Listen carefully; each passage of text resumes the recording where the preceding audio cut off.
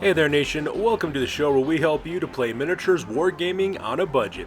It is I, Commander CheapSkate, and we are back with another episode of the Underhive Wars.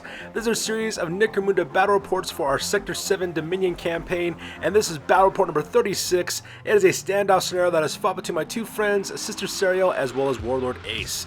Sister Serial is bringing Precinct 13 of the Palanite Enforcers, while Warlord Ace is bringing 911 of House Van Saar. And this is actually kind of a cool little battle report because this is actually a husband and wife in real life, and they're both fighting it out to see exactly which of their gangs will hold dominance over the 7th sector turf war. So that being said, ladies and gentlemen, we're going to play some background music real quick. If you want to see exactly what they're bringing for this one, go ahead and pause and take a look at your own leisure. So that being said, let's get this battle report on a roll.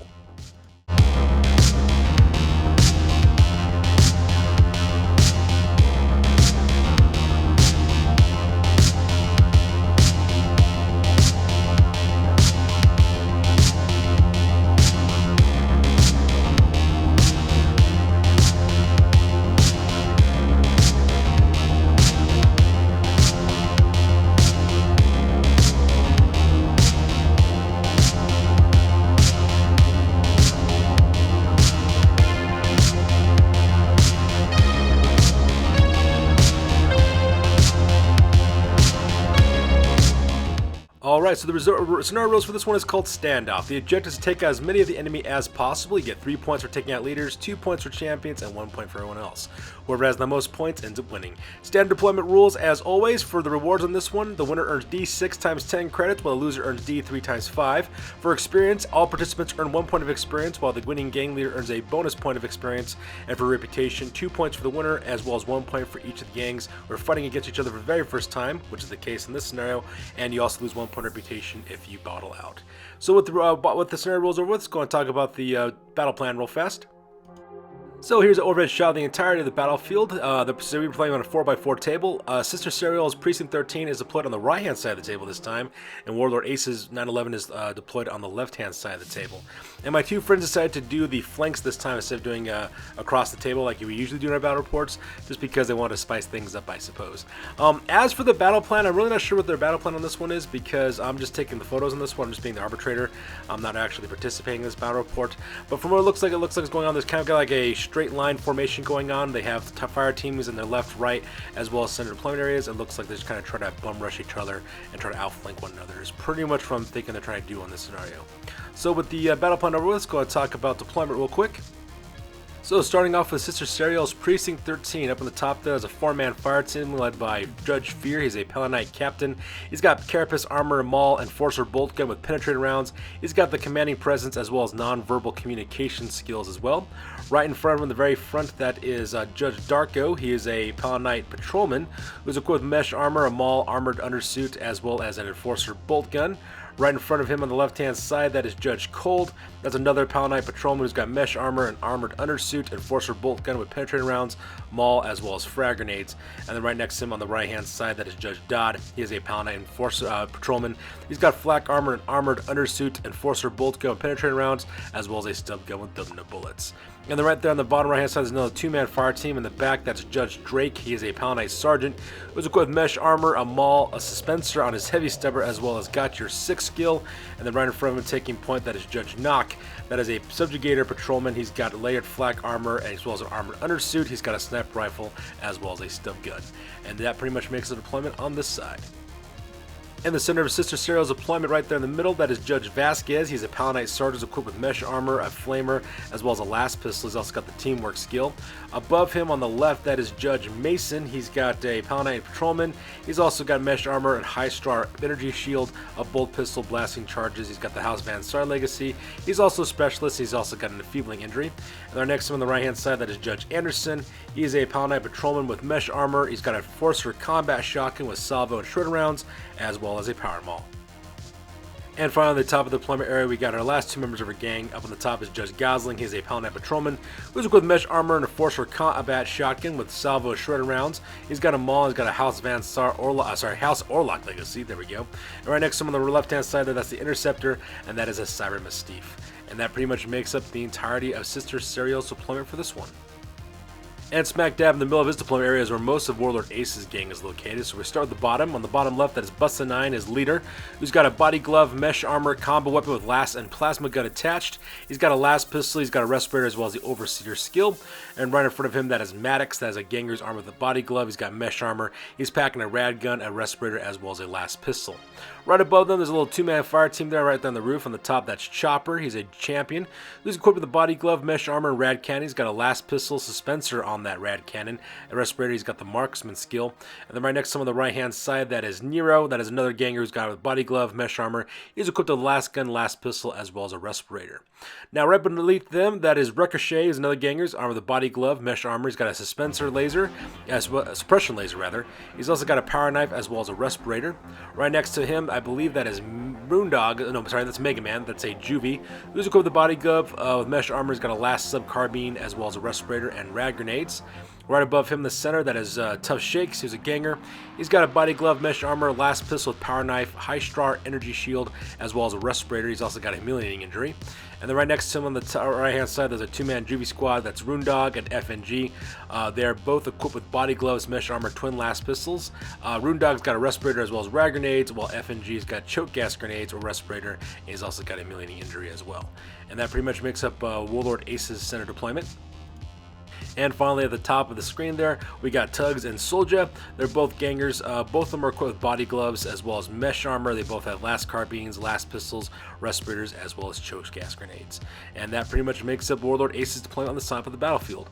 So with deployment over, both Warlord Ace as well as Sister Serial roll for initiative to see who will be going first in priority.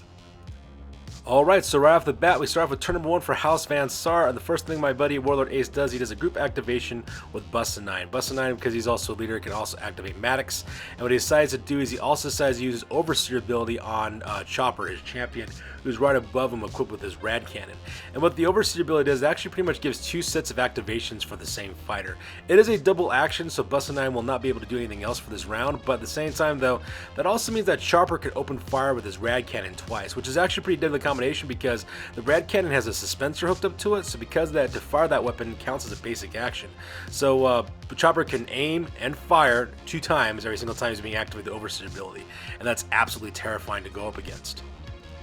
To make matters worse, Chopper also has the marksman skill, so he doesn't have to hit the nearest target to him. He can hit whatever target he likes. All he has to do is pass the leadership test, which he does. And he opens fire right smack dab in the middle of that 4-man fire team where Judge Fear and the other 3 judges carrying Enforcer bolt guns are located at. So they get blasted with a huge explosion of radioactive material going right at them. Now, luckily for Sister Serial, all 4 judges only get pinned. None of them are really wounded for the most part. However, I believe it is Judge, what's his name? Judge Anderson, I believe? No, sorry, not Judge Anderson. Judge Cold, that's his name. Judge Cold does take a flush wound for a shoulder, though, because the Ravage ability off on that rad cannon. And to make matters worse, Warlord Ace then opens up again on Sister Serial's little 2-man squad of Judge Drake as well as Judge Knox, hits him with another shot for the rad cannon, and a huge explosion of nuclear fire goes off. When the radiation finally dies out and the smoke clears, Judge Drake is packing a wound, at the same time put a flesh wound onto Judge Knock as well. So right off the bat, the entirety of Sister Serial's right-hand flank is currently pinned after being shot at twice with a rad cannon. And finally, for the last of the activation, of course, both Maddox as well as Ricochet, they both do a double movement forward next to those Hesco barriers to finish off the rest of the group activation, taking cover behind those items so that way they can shoot anybody that comes up the left-hand side. So up next is Serial decides your group activation with Judge Fear, who also activates Judge Darko, Judge Cold, as well as Judge Dodd. And basically that little 4-man fire team just basically move forward is all they pretty much do. They move a double move forward up next to that front of that shanty there, heading behind those Hesco barriers on the far right-hand side so that they can take some cover and not get picked off at by Van Saar gangers firing at long ranges. Pretty much for the rest of the battle port, it's just individual activations, so you will see some group shots of photos of groups of gangers doing things. So if you're wondering why groups of guys are moving at a time, it's just I decided to let my friends move their figures around first, and then I just took photos to pretty much show you how the scheme maneuver is going off on the battle report. So anyways, right off the top of the bat here, Warlord Ace decides to start assaulting on the left-hand flank. He sends up his Juvies in order to do that, sends FNG as well as Rundog to go up next to the MCI chemical tanks there at the top of the battlefield. He also does double move with Mega Man over there next to the water tower on the right-hand side in order to lend some support. Meanwhile, Sister Serial then activates Judge Drake, who also does a group activation with Judge Knock, and both those guys do a double movement forward to go right behind that Enforcer patrol car. That way they can close a distance between their main battle lines as well as the House Van Star Gangers and 911, at the same time maintain some cover so that way they don't get shot at as they're trying to move across the battlefield. Meanwhile, on the top of the battlefield, both Judge Gosling as well as the Interceptor start approaching on the far right-hand flank of the battlefield, moving towards Runedog as well as F&G. Looks like they're kind of going for a flank assault there at the top of the screen. At the same time, Judge Vasquez and Judge Mason do a group activation. They spin a double movement moving forward, heading towards the water tank, using the wall as cover as they move to try to attack the Van Star and the center lines. Warlord Ace then tries to open fire with both tugs and soldiers, but unfortunately for them, both of them missed their shots. They weren't able to hit anybody because he just kind of rolled poorly for his hit rolls for the most part, just because of that, not much really happens over there. And for Sister Serial's last activation, she does a double movement forward with Judge Anderson to lend support to both Judge Vasquez as well as Judge Mason. And for Warlord Ace's final activation, he then moves up Tough Shakes, doing a double movement to support Mega Man as well towards the other side of that water tank, so that way they can start dealing with the Enforcers that are coming across the battlefield, heading towards them. And for the most part, since nobody really was really seriously injured, we pretty much skipped the end phase, and that pretty much ends up turn number 1 for this battle report. Alright, so here's an average shot of the entirety of the battlefield at the end of turn number 1, and as you can see in this photo, both the gangs of 911 and Precinct 13 are starting to come towards each other right there in the center. Both of them are kind of using the water tower in the center of the battlefield as cover, so that way they can maneuver around and try to get to each other. At the same time, they're also assaulting each other on the flanks, with Precinct 13 coming up from the top, with Judge Gosling as well as the Interceptor, as well as Judge Drake and Judge Knock coming on the bottom of the screen, heading up forward as well. And the center forces are just kind of maneuvering to make sure they don't get a shot at each other by their overwatching counterparts. At the same time, you can see that 911 is also kind of taking up primarily defensive positions, standing up at the top of the shanty towns, or the shanty buildings right on the top of the roofs there, so that way they go lay down some covering fire, while the rest of their gang just kind of maneuvers in position to get ready to assault. And that pretty much makes up turn number 1 for this one. So at the end of turn number 1, we go directly to the top of turn number 2, and both Sister Serial and Warlord Ace roll off for our priority to see who goes first. So that takes us directly to the top of turn number 2, and Sister Serial managed to get the priority on this one, so the Palanite Enforcers will be going first. And the first thing that she does, of course, is she charges forward with the Interceptor, going directly into, I believe that is FNG is the name of the character. So because that, he tackles that Juvie and starts engaging in close combat. So needless to say, the Interceptor had no problem taking down F&G, but unfortunately for him, they only put a serious injury on that character, so not much really happened there. Sister Serial decided to elect to actually have the Interceptor follow through and go directly into Runedog, so that way he's engaged in close combat. And then she decided to charge forward with Judge Gosling instead, who then finishes off F&G with a coup de grace. So because that F&G does get a grievous injury put on his profile, he will miss out on his next battle report because he goes into recovery, but that nets up the first out of action first blood result for the Precinct 13. So in response, Warlord Ace decides to activate Busta 9, who decides to use his oversee ability once again onto Chopper, his champion armed with a rad cannon, and because of that, another round of horrible shooting goes off.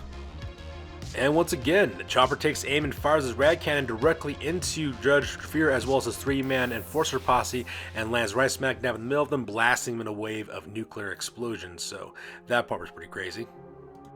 And once again, the gang is largely okay after they get hit with that. They get pinned for sure, but basically, for the most part, failed to wound. The Rad Cannon is only at strength 2. These guys are anywhere between toughness 3 to toughness 4. However, he did manage to put a couple of flush wounds off on Judge, I believe that's Judge Cold, as well as Judge Dodd, I believe, are the guys who got flush wounds, same with Judge Fear as well. So they are a little bit easier to wound, which means that the next shot coming from the Rad Cannon will have an easier time of wounding them. And as you can see in this photo, boom again. Warlord Ace decides to take aim and fire one more time with that rad cannon directly into that 4-man fire team with that rad cannon because shooting them once wasn't good enough. And the second time in the round was the charm. As you can see in this one, a lot of flesh wounds went off as well as serious injuries. I put serious injuries on both Judge Cold as well as Judge Dodds because both those guys are flipped over and they're currently bleeding out of the ground. He also put another flesh wound directly onto Judge Darko as well as Judge Fear. They're both carrying 2 flesh wounds apiece, which means their toughness is dropped down by 2. So these guys will be definitely easier to wound against if they get shot at again. They both are still pinned, but they're also carrying flesh wounds, so that's not good. So in response, Sister Serial then group activates both Judge Drake as well as Judge Knock.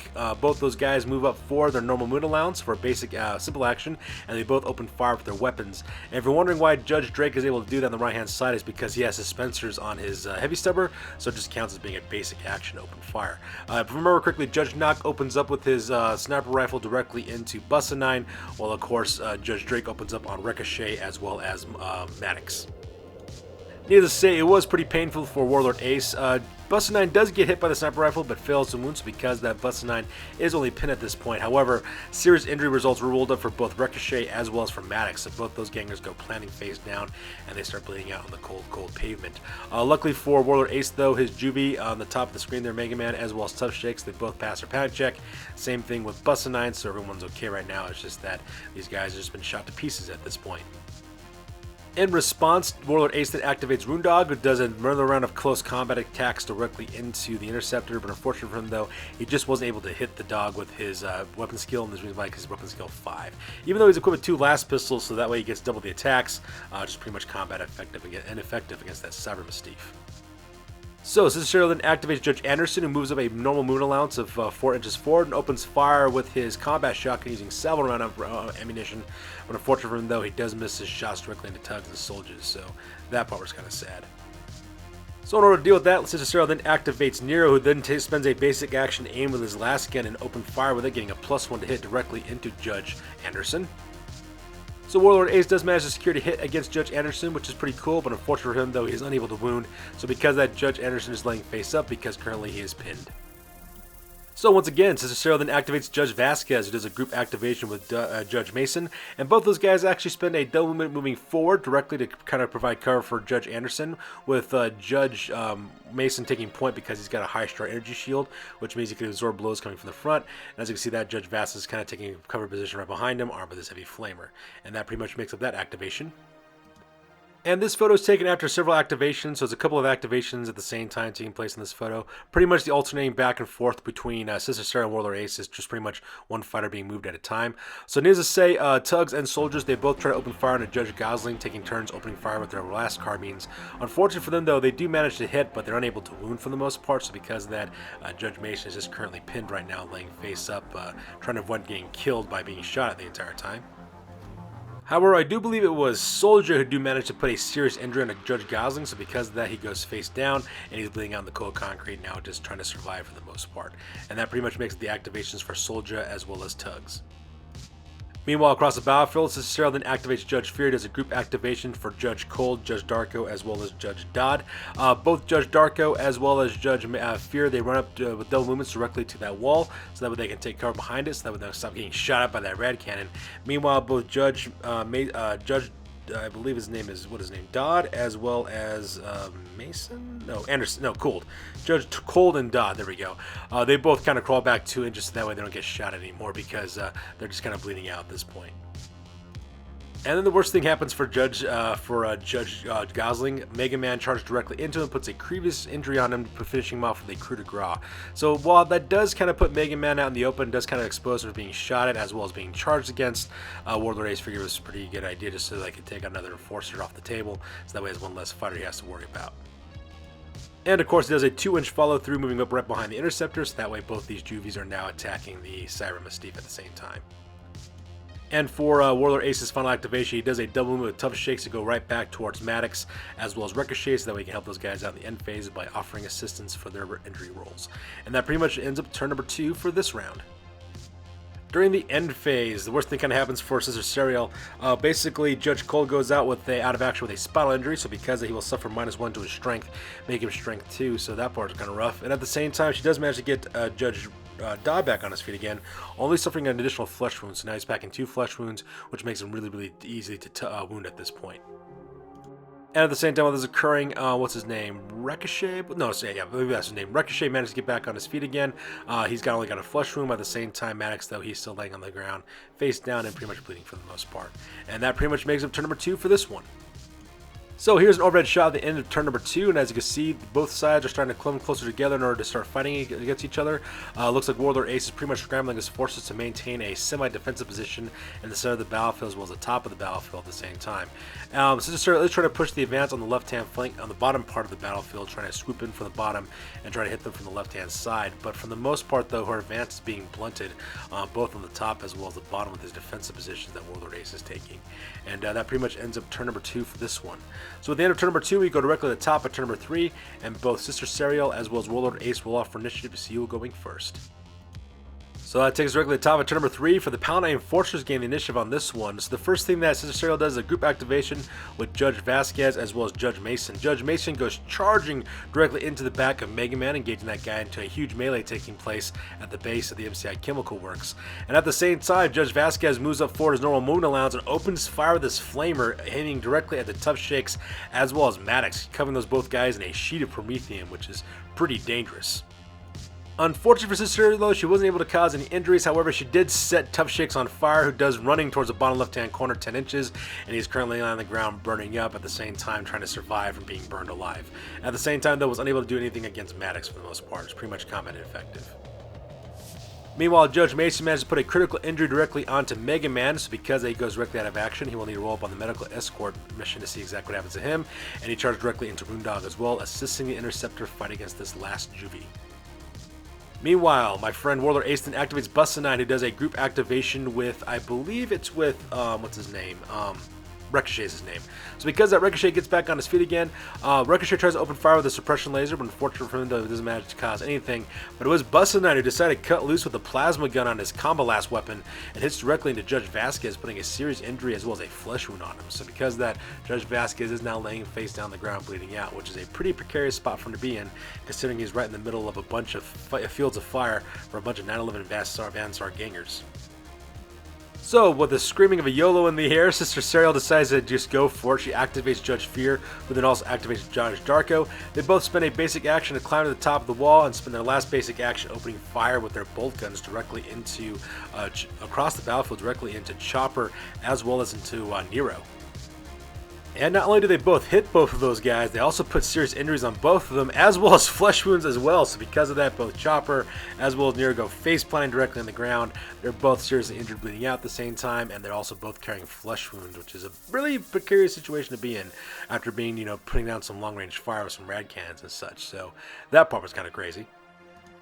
And finally, Rundog actually finally does something up here on the top of the screen. He does actually put a serious injury directly onto the Interceptor, but unfortunately for him, though, he is still fighting Judge Mason, so because that just kind of turns to face him, because he still has another combatant from Precinct 13 that he has to deal with.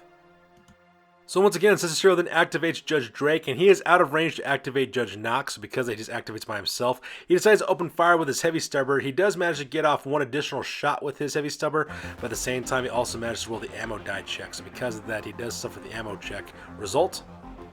But for the most part, the shot ended up being good. It actually put a serious injury directly onto Ricochet, so he goes face down into the ground. He is bleeding out as well, because getting shot twice by heavy stubber is no joke. So for Warlord Ace's next activation, he decides to activate Tough Shakes, who does try to put the flames out off on his body because he got hit with a flamethrower.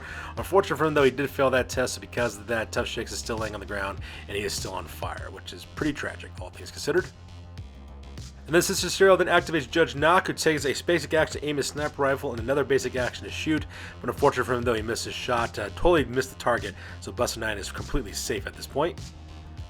So meanwhile, Warlord Ace then activates Tugs, who then takes aim with his last carbine, opens fire directly into Judge Anderson. He does manage to hit Judge Anderson and also cause a wound as well, which is pretty good for him. At the same time, I'm also going to talk about Soldier, because that turn eventually comes up later on. Needless to say, Soldier fails his action, so not much really happens for that activation. Like I said before, though, Tugs does put an out-of-action result onto Judge Anderson, putting him directly out cold. So because that, Judge Anderson does go out of action, but at the same time, though, doesn't really suffer any ill-lasting effects from his injuries of being shot at by a last carbine. And for Sister Serial's very last activation, then she takes Judge Dodd and moves him back 2 inches because he's bleeding out and he's tired of being shot at. So he takes some cover behind that Hesco barrier. And that pretty much ends up turn number 3. So with the action phase over with, we go directly to the end phase. And unfortunately for Sister Serial, though, she does fail her bottle test, so because of that, her gang decides to bottle out. She will need to take cold tests for all of her members of her gang to see if they actually stand their ground, or whether they flee in the battlefield at the beginning of the next action phase. As for casualties, though, the Interceptor does get back on his feet again, only suffering a flesh wound, so he is able to injure and to also wound against in close combat. But at the same time, though, he's a Cyber Mastiff, so he can do some pretty serious damage if he wants to directly into Rundog, the Juvie that they're fighting against. So, it's kind of like a glass half empty, half full type situation there. Judge Vasquez, however, suffers a grievous injury for his injury results, so because of that, he goes directly out of action and into recovery, so he'll miss out on his next battle report. And Judge Dodd also suffers a hand injury as well, so because of that, he loses 1 to his weapon skill. What ended up happening is that Cicero actually rolled another flesh wound for that character, so because of that, he's only toughness 3, so that's why he goes out of action with the hand injury. So he loses -1 to his weapon skill, which is pretty tragic. However, Warlord Ace did manage to survive and get an actually really good lucky roll for his battle test, so because of that, the 911 did not bottle out. However, both Chopper as well as Nero are both still laying on the ground. They're still both bleeding out with serious injuries. And this time, Maddox gets back on his feet again, only suffering a flesh wound, which is great for him, but Ricochet is still bleeding on the ground with a serious injury result. And with that being said, ladies and gentlemen, that pretty much ends turn number 3. At this point, that Cicero decides to voluntarily bottle out because she doesn't really want to lose any more of her enforcers than she already has, and that pretty much brings us to the end of the scenario, ladies and gentlemen, with Fastbound Saar earning the win on this one. So with this battle report over with, we'll go directly to the post-game because this battle report is now officially over. Alright, so first of all, we start off with Precinct 13. They actually suffered 5 injuries on this one. Judge Cold suffered a spinal injury, earning -1 to his strength, making him strength 2 now. Judge Anderson suffered an out cold result, so he makes a full recovery, no problem. Judge Vasquez and Judge Gosling both suffered grievous injuries, so because of that, they will miss out the next battle report as they're in recovery. And Judge Dodd also suffered a hand injury, losing -1 to his weapon skill, giving a weapon skill of 5 up, which is pretty bad. And he also goes in recovery as well for being injured. For advancements, 2 members of Precinct 13 did advance forward. Judge Vasquez leveled up to level 2, earning +1 to his cool, and Judge Mason also leveled up to level 3, earning +1 to his cool as well. From their territory, they did lose their Bone Shrine. That was the one territory they did have left over in their gang, so because of that automatically goes to Houseman Saar. Their Palanite Precinct, however, gave him 40 credits as well as 1 point of additional reputation. In the merchant phase, with their 40 credits from the Palanite Precinct as well as the 15 credits earned from the scenario, they end up a grand total of 55 credits. They purchased 2 sets of armored undersuits for both Judge Drake as well as Judge Vasquez. For the reputation, they earned 1 point of reputation from the Palanite Precinct as well as the 1 point from fighting against 911 for the very first time. Unfortunately, though, they did ball out, so because of that, they lose that 1 additional point of reputation. That brings the grand total to 21 points in all. The new record now is at 3 wins as well as 3 losses, and the new gang rating now is at 2,140 points.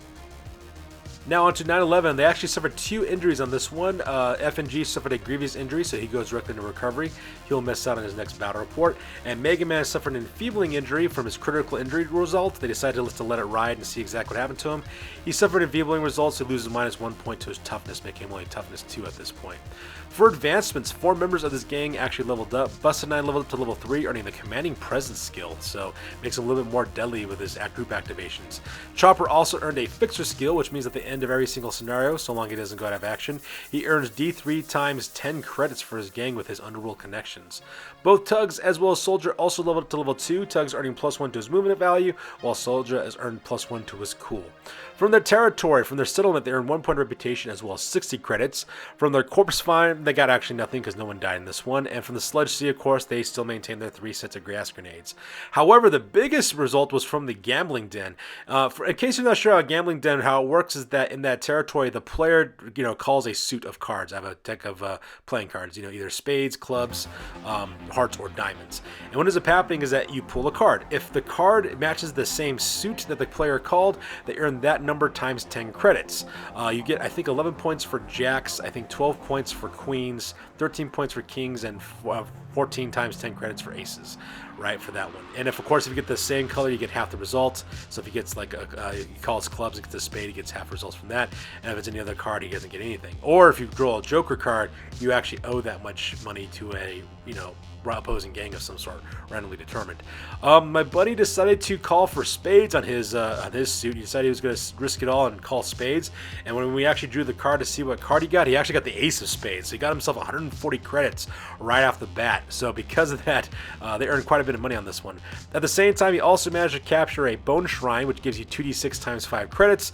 And in this case, he got 35 credits from that. So in the merchant phase, he earned 40 credits from the scenario, as well as 235 credits from his territories. And he also earned 20 credits from Chopper's new Fixture skill. That brought his whole total to 295 credits. With all 295 credits, he decided to hire a new Jotun H-grade Servitor Ogryn named Mr. Bubbles. So he hired a brand new brute for his gang. You've got a Ogryn Servitor. He equipped him with an Arc Welder, Augmetic Fist, as well as a Furnace Plate armor as well. So now because of that, he has a brute in his gang, which is actually pretty crazy considering that these scientific, techno-crazy Van Saars have a Ogryn working for them, which is actually kind of cool. For the reputation, they earn 2 points of reputation from their scenario, as well as 2 points from their territories, as well as 1 point of reputation from fighting against Precinct 13 for the very first time, bringing their grand total to 23 points of reputation. Their new record now is at 4 wins as well as 2 losses, and their new gang rating now is at 2,365 points.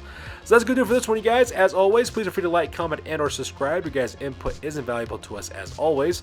Also check us out on Facebook, Instagram, as well as blogger.com for all the latest greatest news on the hobby channel on this channel. So with that being said, ladies and gentlemen, that's going to do it for this one. We'll catch you guys in the next one. Peace out and stay classy.